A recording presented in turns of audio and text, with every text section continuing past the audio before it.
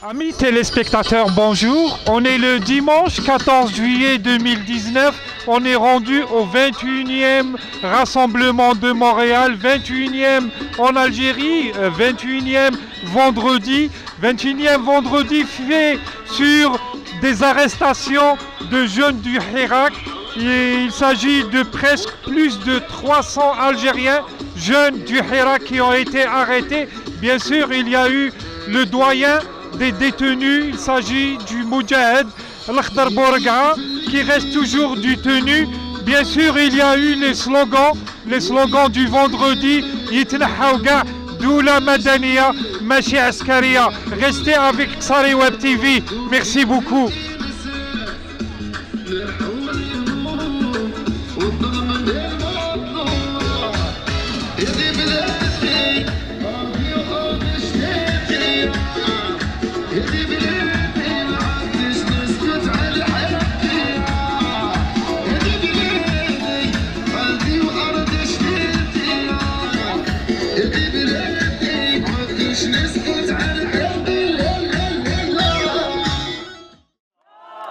اسكو هما صامتين اكثر منا؟ لا صامتين، حنا نقولوا في المثل تاعنا صامتين يغنم القباح.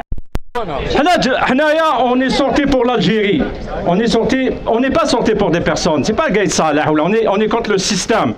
حنا خاوتنا تاع الجيش الجنود.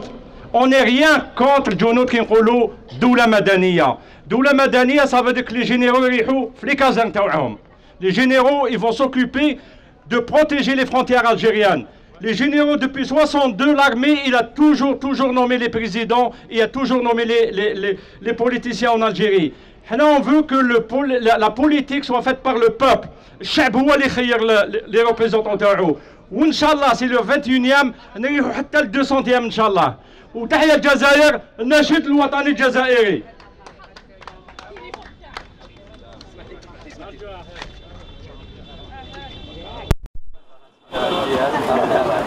عن الحق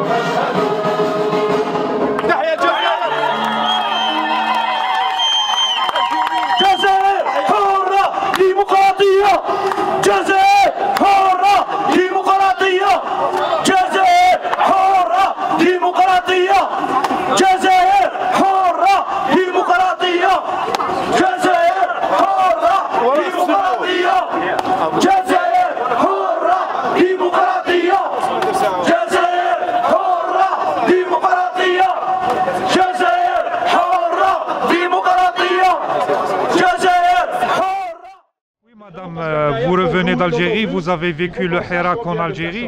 Quelles sont vos impressions? Alors moi je vis en Algérie, hein. Je fais à Alger et je n'ai pratiquement pas raté une seule manifestation. Parfois les fumigènes, parfois ça dépend, je me trompe.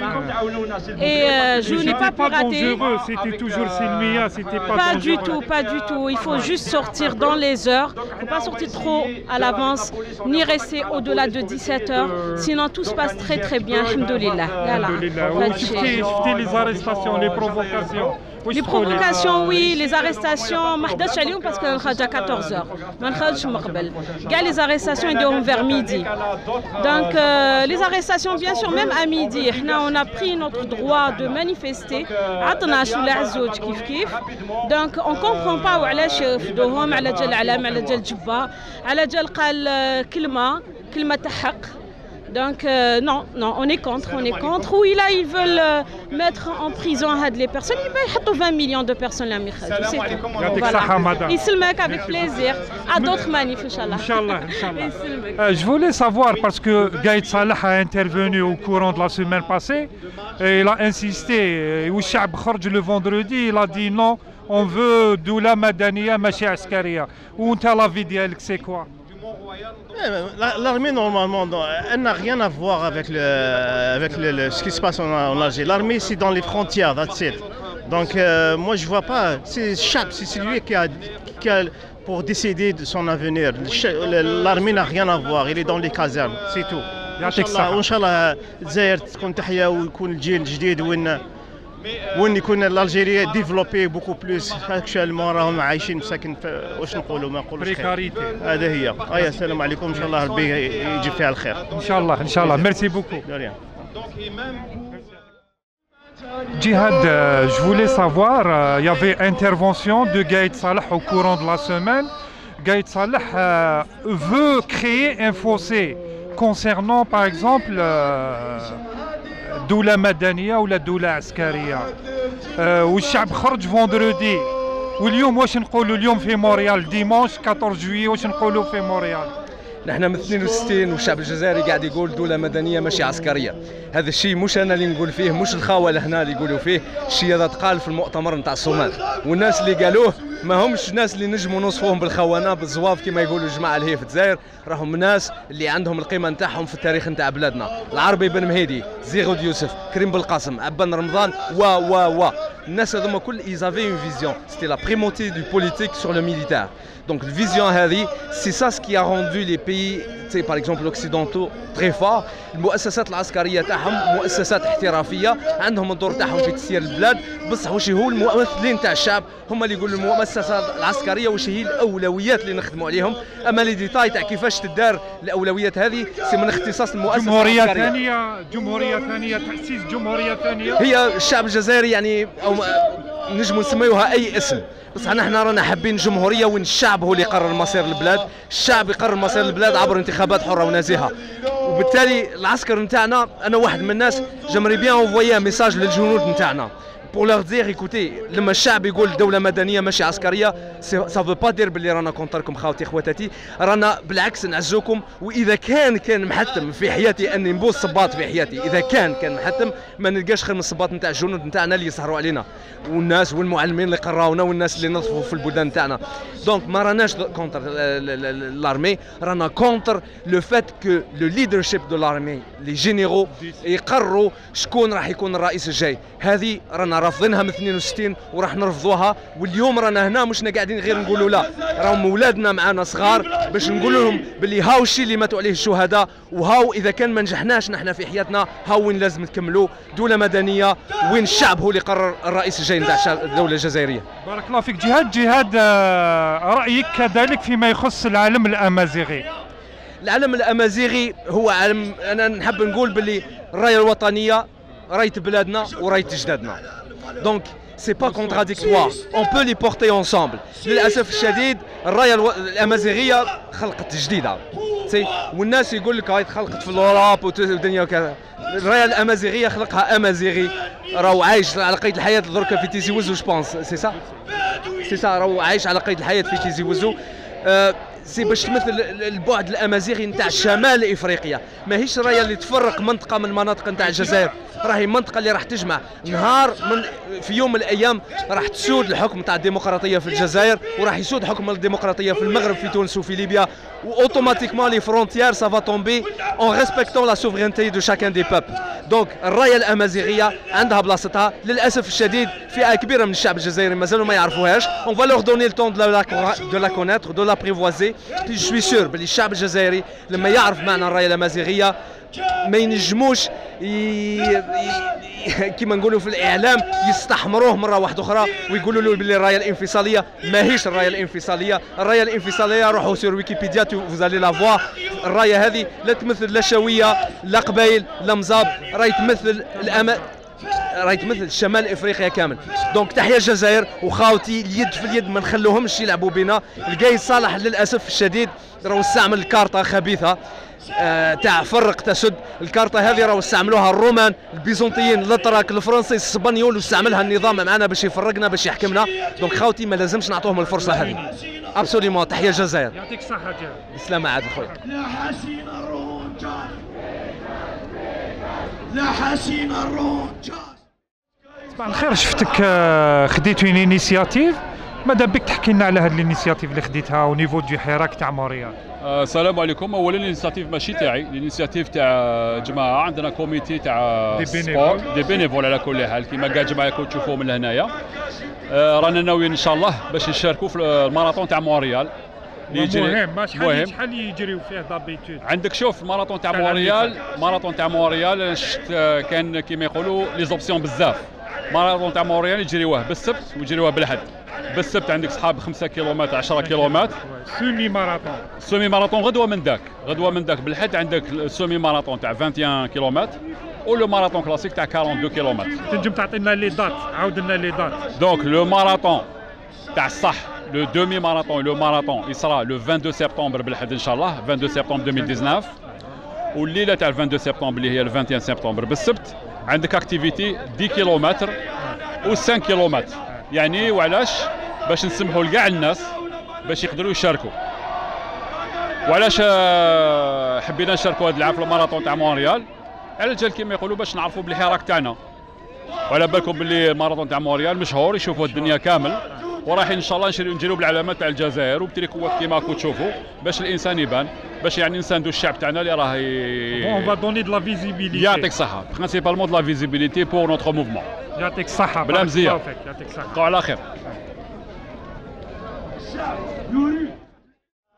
مدام صباح الخير. صباح النور. Justement, حبيت نسقسيك مدام على l'activité qui va se dérouler à Ottawa. J'aimerais bien que vous donniez des informations aux téléspectateurs, comme ça ils vont comprendre qu'est-ce qu'il en est. Absolument. En fait, l'idée est partie du fait que nos amis, nos compatriotes à Ottawa, Rami Khorjou, ils sont pas nombreux. Donc on a, en collaboration avec eux, on s'est dit, ici à Montréal, on a voulu aller les soutenir, sortir avec eux. Et donc ça va se dérouler samedi prochain, Inch'Allah, le 20, samedi prochain. Les gens de Montréal, c'est spontané, hein, c'est les gens de Montréal, on a l'intention de toutes les façons, on est un groupe, on veut y aller de toutes les manières. Et on offre l'information, le NES, c'est pas vraiment organisé, c'est vraiment spontané. Les Habidji, Marhababih, il y a des jeunes, c'est les jeunes qui organisent ça, by the way, c'est les jeunes qui organisent ça. C'est des jeunes citoyens, citoyens engagés. On est juste des citoyens engagés. Il y en a 2 qui sont en train de tourner les Habidji le 20 juillet, il a juste à écrire son nom. Le moyen de transport, est-ce qu'il a un moyen de transport ou là? Est-ce qu'il offre un covoitural? On organise, on lui offre des places ou là il faut qu'on loue un bus. L'idée c'est vraiment de soutenir Khaoutina les fait Ottawa. Et l'endroit, étant donné qu'on va être nombreux, ça va être au Parlement. Parce que c'est plus d'espace. C'est une question d'espace. Donc ça va être au Parlement. La place du Parlement, je crois que ça s'appelle. La place du Parlement, Inch'Allah. On va être là samedi prochain. Et pour ceux qui n'ont pas le temps de venir samedi prochain, les jeunes préparent aussi un deuxième déplacement très probablement vers le 3 août.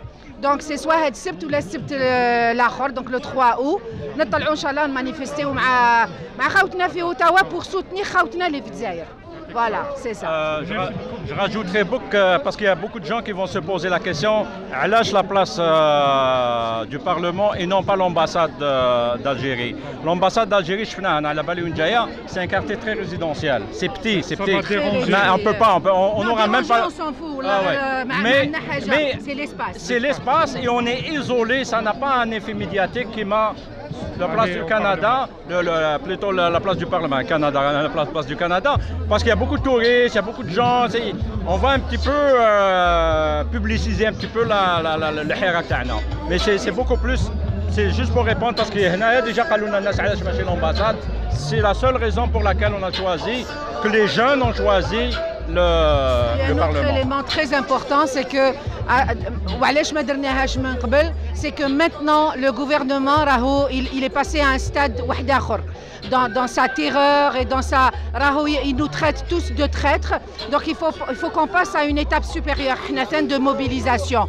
Donc il faut qu'on lui montre que رانا mobilisés وما راناش ساكتين وما راناش مخليين خاوتنا اللي راهم في الجزائر وحدهم. Nous on a l'obligation d'être le porte-voix تاع خاوتنا اللي في الجزائر. Donc je fais un appel. أنا البارح كنت في جان درابو. J'ai vu beaucoup d'Algériens في جان درابو. خاوتي خواتاتي الله يهديكم الله يعيشكم. اللي قادر يروح لجان درابو قادر يروح لا مانيفيستاسيون. خاوتنا اللي في الجزائر محتاجيننا. Celui qui a un doute, le moindre doute que notre action ici au Canada est utile, il faut qu'il نحيه parce qu'on est le porte-voix. خاوتنا اللي في الجزائر ماشي قادرين يهضروا. C'est bloqué. Il y a une chaîne qui est en train de diffuser ce qu'il dit. On a cette obligation. Il faut, c'est nous le relais. Il faut qu'on dise, اللي يقول لك راكو عايشين في الخير ما راناش عايشين في الخير. رانا ما نراش نرقدوا depuis que ça se passe. Surtout depuis sa dernière déclaration, tout le système doit changer. Tout le système doit changer. Merci beaucoup, madame. Merci à vous. Merci. Justement, madame, صباح الخير. صباح الخير.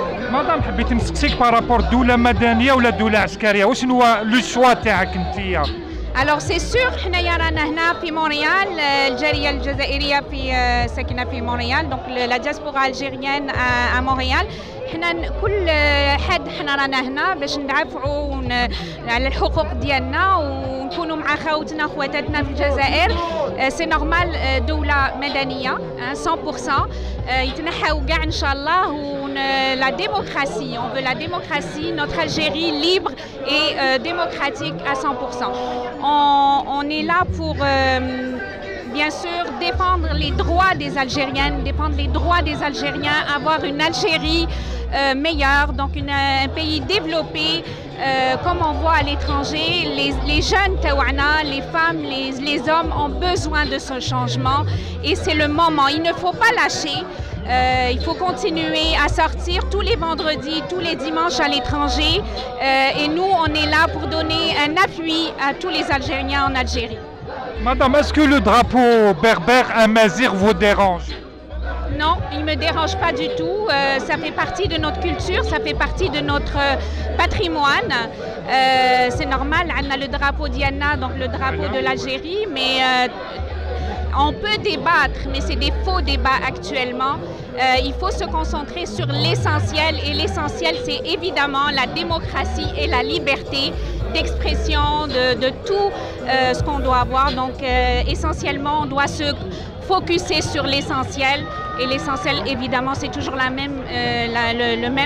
la même chose, c'est la démocratie en Algérie. Merci beaucoup madame. Merci. La détermination d'un peuple à se réapproprier l'initiative politique. La récupération de ses propres institutions qu'il a cru avoir en 1962, qui ont été à l'origine tracées par le congrès de la Soumam. Novembre, Hessul Boundoukhia. C'est 1956 que l'Algérie future a été dessinée avec tous ses enfants, même les Ghalto. المهم يدخل في الثورة ويمثل الجزائر L'IOM, c'est à peu près le même appel. Et je crois que le peuple algérien, chaque vendredi et chaque dimanche, un peu partout dans les capitales du monde et les grandes villes, ils disent « Nous voulons notre Algérie ». Notre Algérie, ce n'est pas celle qu'on veut nous imposer à travers un pantin tel que Bouteflika. Parce qu'avant Bouteflika, il n'y a eu que des généraux directement, des militaires. Ben Bella a été imposé par l'armée des frontières et pas par l'ANP, comme le dit si bien Bourga'a, pardon, excusez le terme, c'est la fatigue. C'est la fatigue. C'est Bourga'a. Moura, jette l'armée directe, c'est Boumdien, à travers le CNRA, soi-disant. Moura, j'ai un autre militaire imposé par la force, il s'appelait Chedli Ben Jdid. Ils ont essayé toutes les politiques. 92, c'est un coup de force. Et c'est l'armée qui est revenue, mais c'est un clan qui a pris le dessus sur tous les autres. Et c'est eux qui nous ont légué Bouteflika et ce qui est venu après. Aujourd'hui, l'Algérie, dans son substrat culturel, le simple Algérien, s'est senti insulté dans la plus profonde moelle. Il a été touché et c'est pour ça qu'il s'est soulevé comme un homme. Et c'est pour ça qu'il reste, malgré toutes les flagorneries, excusez-moi, je suis vraiment fatigué, les flagorneries, toutes les traîtrises, toutes les politiques de dissuasion et de destruction même, à travers la division, à travers tout ce qu'il essaye là, Billy pour le Gaïd contre le Gaïd, etc., pour essayer d'imposer leur solution, élire un président dans le cadre de la Constitution où c'est eux qui mènent le bal. C'est eux qui dirigent. Là, nu, avec leurs petites feuilles de vigne, comme en guise de Constitution. Depuis le 9 juillet, il n'y a plus rien. Ils veulent nous imposer ce que le peuple, encore ce vendredi dernier, encore le vendredi prochain, malgré pour qu'ils s'usent, c'est le contraire qui s'est passé. Le peuple algérien puise sa force de son substrat culturel. Des luttes تاع Massinissa ou Sifax ou اللي قبلهم depuis Chechna, des luttes de Abban, des luttes de Makhrani, des luttes de tous ceux qui ont combattu réellement pour se réapproprier la terre d'Algérie et son devenir. Pas pour le devenir des personnes, pas pour les gens qui gèrent leur stock option, leurs capitaux qu'ils ont hérité de marchés de dupes. Posons-nous une question aujourd'hui, les gens qui tiennent le pouvoir. Moi, je vais vous donner un exemple, c'est juste pour lancer un débat. Il y a 2-3 années, ils ont réflexionné l'industrie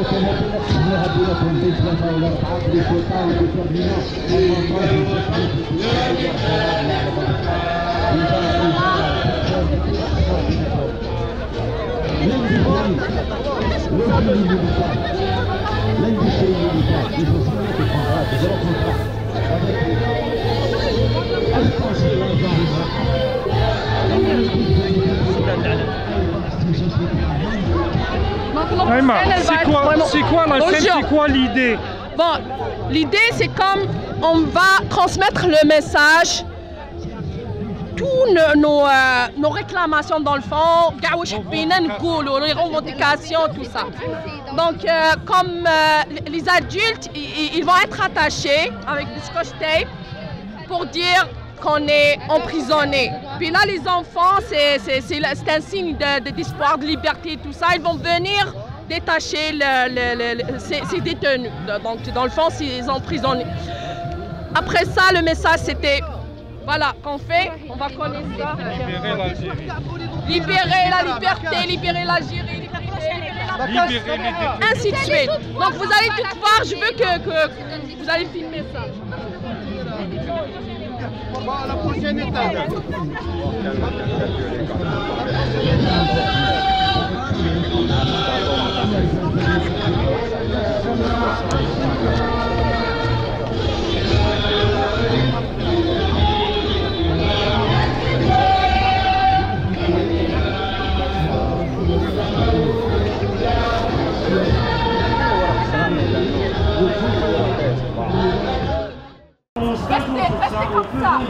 Je veux juste voir la scène. 1, 2, 3, on commence. On avance. On commence. En Algérie, les Algériens sont conscients qu'ils ont su neutraliser tout ça. Et nous, à l'étranger, en fait, parce qu'on sera au même degré de conscience que nos citoyens en Algérie, ils ne comptent pas dans les mêmes termes. Ça, c'est le premier point.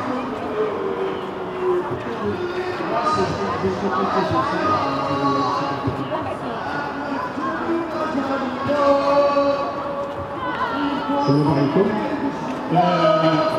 شكون نلاحظوا اننا في pendant 7 mois à 6 mois malheureusement donc même la réponse du vendredi passé était vraiment semblable du peuple algérien. Donc il veulent vraiment un état démocratique, un état civil et non militaire. Mais maintenant ça se voit que le schéma se dessiner.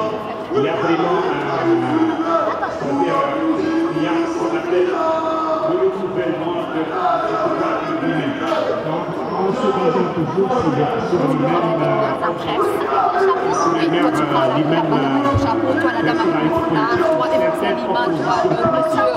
Maintenant, après 6 mois de protestation, on voit qu'on est en train de tourner. Moi je pose la question, quelle est la prochaine étape pour vraiment faire le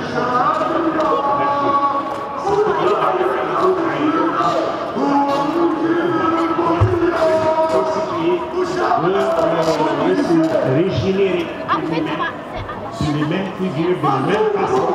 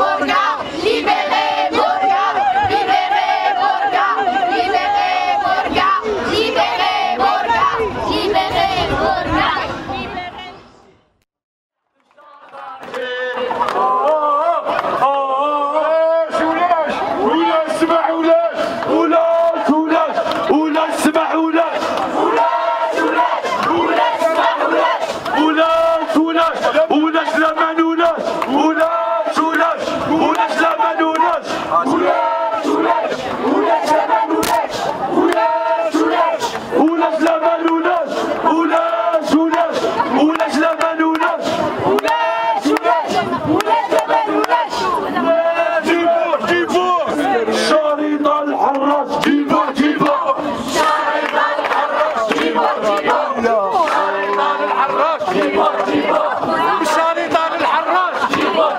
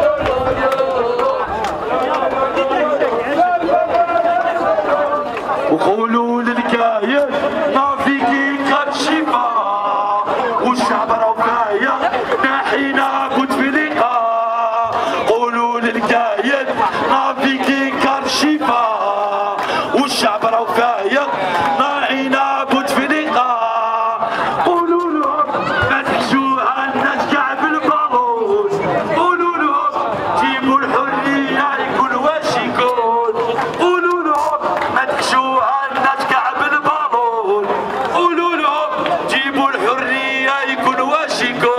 قولوا للكاين ما فيكي كتشفى والشعب راه في لقاء قولوا لهم وين راهي المدى سبعة قولوا لهم رانا خارجين كل جمعة وين راهي المدى سبعة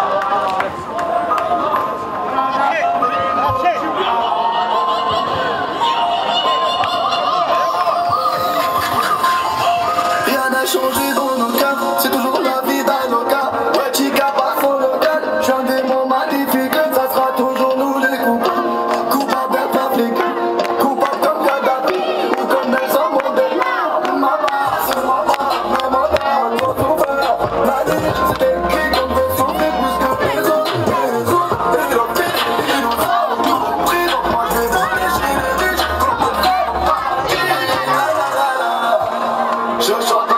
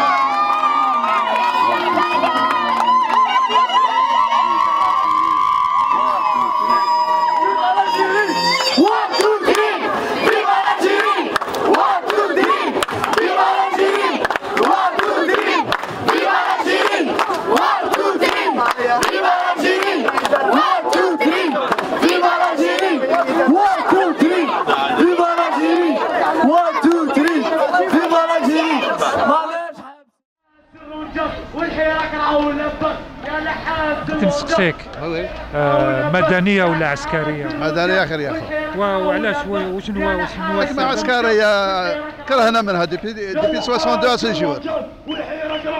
ما داروا لنا والو، يسرقوا البلاد، يسرقوا اموال تاع الشعب، اموال تاع الشهداء، خانوا العهد تاع مؤتمر سومام الى هذه الساعه.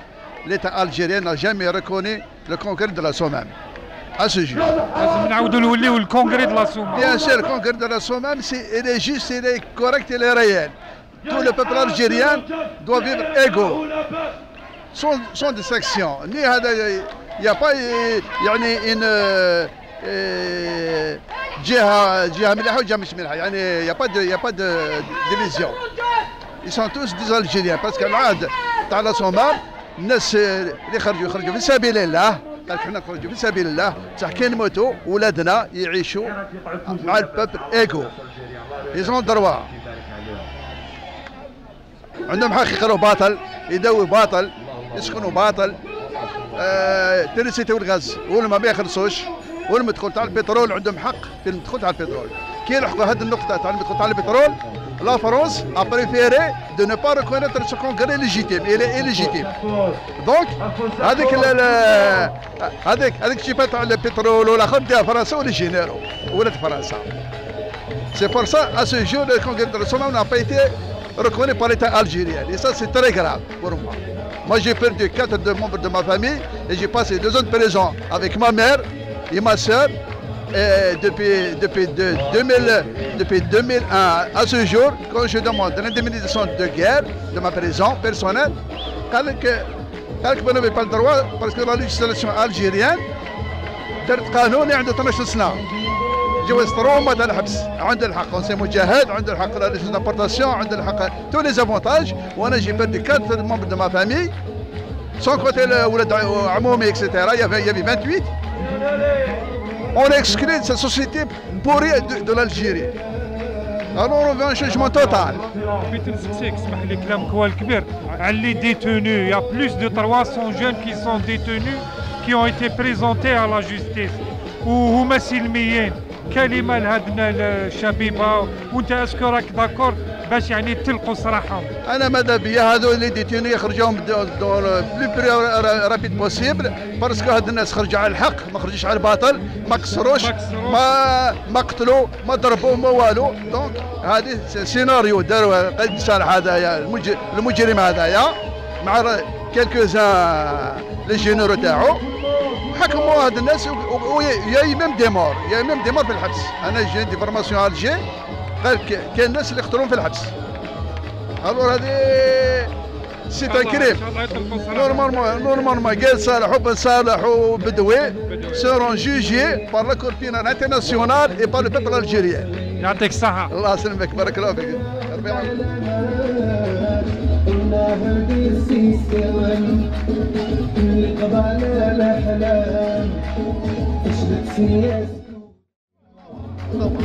ومعها الزغلات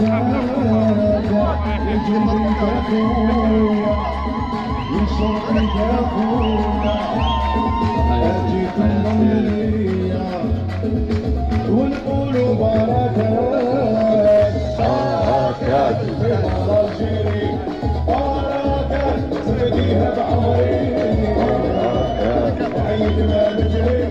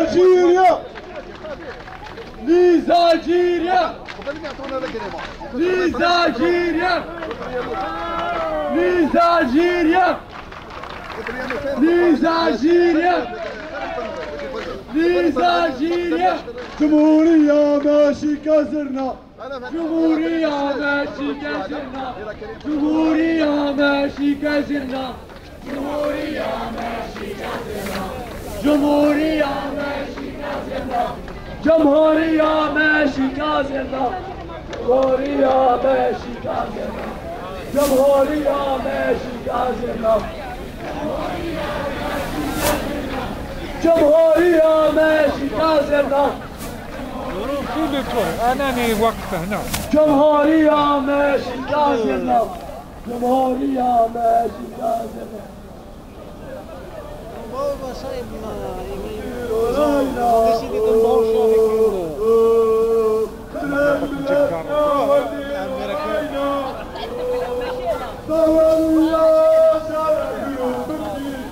جوليا جوليا جوليا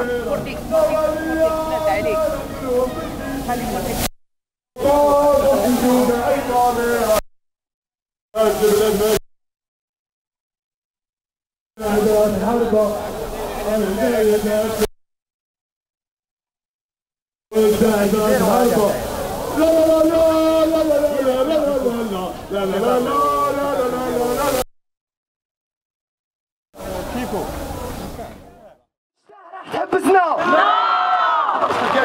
اسكو القايد راح يحبسنا اسكو كاين اللي يحبسنا باذن الله ماناش حابسين ماناش حابسين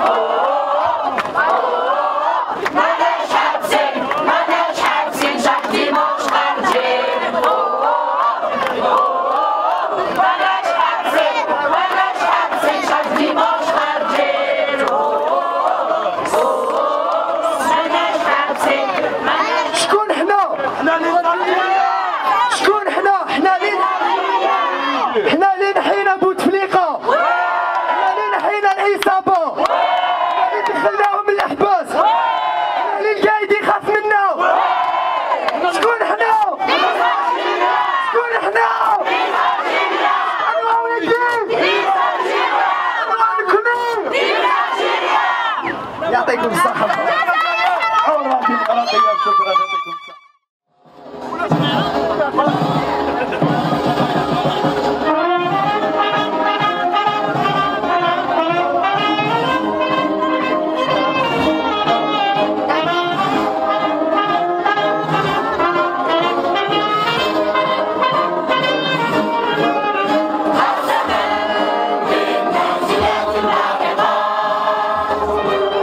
والدماء الزاكيات الطاهرات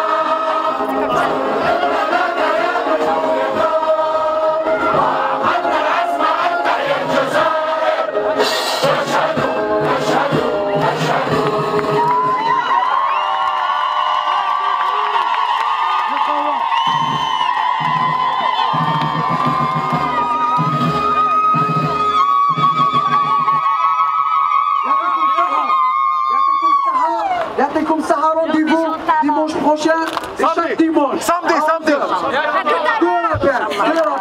Premier appel, samedi prochain, samedi prochain, le 20 juillet, une manifestation à Ottawa.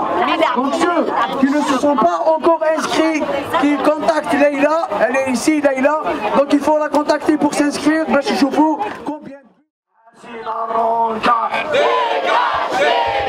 لا حسين الرونجاس لا حسين الرونجاس لا حسين الرونجاس جاي صالح جاي صالح جاي صالح جاي صالح جاي صالح جاي صالح جاي صالح لا حسين الرونجاس لا حسين الرونجاس لا حسين الرونجاس لا حسين الرونجاس